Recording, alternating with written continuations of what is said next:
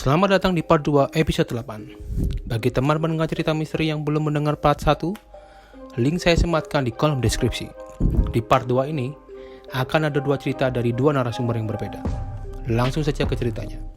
Cerita kedua dapat dari pengalaman narasumber yang sewaktu itu dirawat di rumah sakit. Ceritanya, beliau ini lagi di opname. Langsung ke sudut pandang narasumber. Malam pertama ketika aku dirawat, lewat tengah malam, dan sewaktu lampu sudah dimatikan, aku yang setengah tertidur tiba-tiba mendengar suara langkah kaki di lorong. Tap, tap, tap. Wah, pasti perawat yang sedang patroli, pikirku menduga-duga. Tap, kemudian lalu sunyi. Suasana menjadi hening cukup lama yang membuatku agak keheranan. Sebenarnya, apa yang dilakukan perawat itu kok tiba-tiba berhenti di tengah jalan? Tapi karena aku sudah ngantuk banget, aku gak terlalu memikirkan apa yang terjadi. Pas ketika aku sudah hampir terlelap, tiba-tiba tanpa tedeng-aleng, suara langkah itu ada lagi, tap. Dan suara langkah itu kini persis berada di samping ruang di mana aku dirawat. Hampir saja duduk terkejut aku dibuatnya, kalau saja gak ada selang infus dan oksigen yang masih menempel di badan. Tapi pengalaman menakutkan yang aku alami tak hanya malam itu saja. Selang beberapa jam kemudian, aku pun dikagetkan dengan tirai di samping ranjang yang disibakkan dengan suara yang cukup keras. Muncul perawat wanita yang begitu cantik. Aku yang ngelihatnya sudah pasti terpesona. Langsung lupa dengan perasaan kaget dan takut yang tadi menyerang. Tapi perasaan terpesona itu tiba-tiba hilang. Kenapa? Karena perawat itu tiba-tiba memiringkan kepalanya sambil tersenyum dan tertawa cekikikan sambil memperlihatkan gigi hitamnya. Rasa takjub yang awalnya menenangkan berubah menjadi ketakutan yang luar biasa. Tangan perawat itu pun perlahan memegang kakiku. Aku yang sedari tadi berkecamuk dan ketakutan mendadak kaku ketika kakiku dipegang.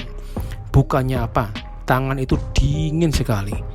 Hingga dengan perlahan sentuhan dari tangan perawat itu perlahan naik dan berhenti di dadaku. Dengan posisi dan situasi seperti itu, adrenalinku naik tanpa batas. Degup jantung semakin cepat, aliran darah sudah pasti deras, semacam naik roller coaster. Sampai tak lama, suasana kembali menjadi hening. Deru nafasku pun masih terdengar. Setelah mengganti kantong infusku, perawat itu kemudian berbalik. Ia berlalu sambil meninggalkan aroma kembang melati yang tajam. Aku pun hanya mampu menatap dengan tatapan ketakutan. Aku sendiri sampai gak sadar dengan apa yang telah aku lihat dan aku alami. Tak lama kemudian, muncul perawat lain dengan membawa kantong infus di tangan kanannya. Perawat itu pun begitu terkejut ketika melihat kantong infusku sudah diganti. Pasalnya, malam itu yang jaga untuk mengganti infus hanyalah perawat yang baru saja datang. Tanpa menunggu perawat itu bertanya, aku pun langsung menceritakan kejadian yang baru beberapa lalu terjadi. Memang sudah menjadi cerita lama kalau ada sosok perawat gaib yang suka menolong pasien di malam hari. Tadi pun sempat terpikir, mungkin malam itu adalah malam terakhir kalinya aku hidup. Namun terkadang aku salah. Justru perawat menyeramkan itulah yang malah membantu mengganti kantong infusku yang memang sudah waktunya diganti. Nggak tahu jatuhnya beruntung atau apes dengan yang dialami oleh pasien ini. Oke, adakah pendengar cerita misteri yang punya pengalaman serupa atau mungkin lebih seram?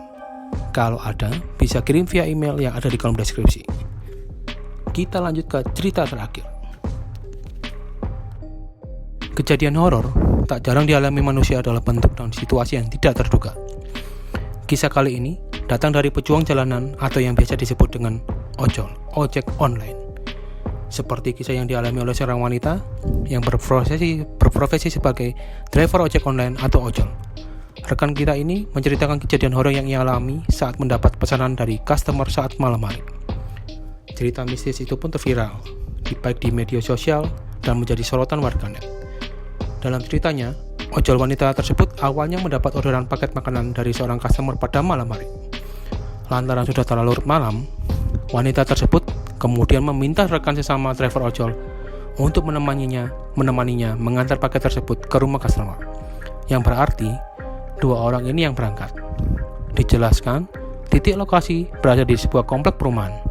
Dan sesampainya di sana, mereka diarahkan oleh security komplek. Masuk saja mbak, diarahkan sama security. Pakai seragam hitam-hitam, ada sekitar 4-5 security terangnya. Sesampainya di tujuan, rumah itu rupanya kosong dan tidak ada orang. Rumah yang menjadi titik lokasi antar dalam keadaan gelap. Gak lama kemudian, ada seorang nenek yang berada tak jauh dari travel ojol tersebut. Nenek yang diketahui bernama Nenek Nila itu lalu bertanya kepada sang driver mencari siapa. Tanpa perasaan curiga pun, sang wanita driver ojol itu pun bertanya soal rumah yang kosong dan tidak ada orang. "Rumah ini kosong ya, Nek?" tanya driver ojol itu. "Saya dapat order makanan dan alamatnya rumah ini." Si ojol pun menjelaskan. "Oh, orangnya lagi keluar, Mbak. Gantungan saja di pagar," jawab si nenek. Selesai menggantungkan makanannya, driver ojol pun langsung balik. Dan dalam perjalanan pulang, sang driver juga masih sempat melihat security komplek tersebut melambaikan tangan. Sang driver pun berlalu tanpa ada perasaan yang janggal. Sampai saat customer sesungguhnya menelpon. 5-10 menit kemudian, sang driver dikejutkan oleh telepon masuk. Telepon itu datang dari customer yang memesan makanan tadi. Dia mengatakan bahwa makanan yang dipesannya kok belum sampai-sampai. Mendengar itu, sang driver pun tersentak. Karena makanan tadi perasaan sudah diantarnya dan digantungkan di pagar. Driver mengatakan bahwa makanan tersebut sudah dititipkan ke Nenek Nila. Mendengar penjelasan driver itu, customer mengatakan jika tidak ada yang bernama Nenek Nila di rumahnya. Karena merasa tanggung jawabnya, sang driver pun memutar kembali kendaraannya dan langsung menuju komplek perumahan tadi. Dan terkejutlah sang driver melihat kenyataan bahwa komplek tersebut tidak ada. Bukan hanya rumah, tapi komplek perumahannya. Ia juga bertanya kepada warga sekitar. Namun, tidak ada satupun yang mengetahui nama komplek tersebut. Sang driver pun beranggapan bahwa dirinya masuk ke dunia lain. Ia mengungkapkan jika hal mistis tersebut merupakan pengalaman pertama baginya selama menjadi driver ojol. Banyak yang mengatakan jika sang driver ojol masuk ke dunia lain. Tapi, sedikit pula yang merinding mendengar kisahnya. Apakah para pendengar ada yang punya pengalaman sama ketika menjadi driver online atau pengalaman seram lainnya selama di jalan? Kirim ceritamu melalui email yang ada di deskripsi. Sekian cerita horor yang bisa saya sampaikan. Untuk kritik dan saran, bisa tulis di kolom komentar. Dukung channel ini dengan subscribe, like, dan share. Atau bisa dukung melalui Sabaria yang ada di kolom deskripsi. Terima kasih dan salam Amis Audio Mystery.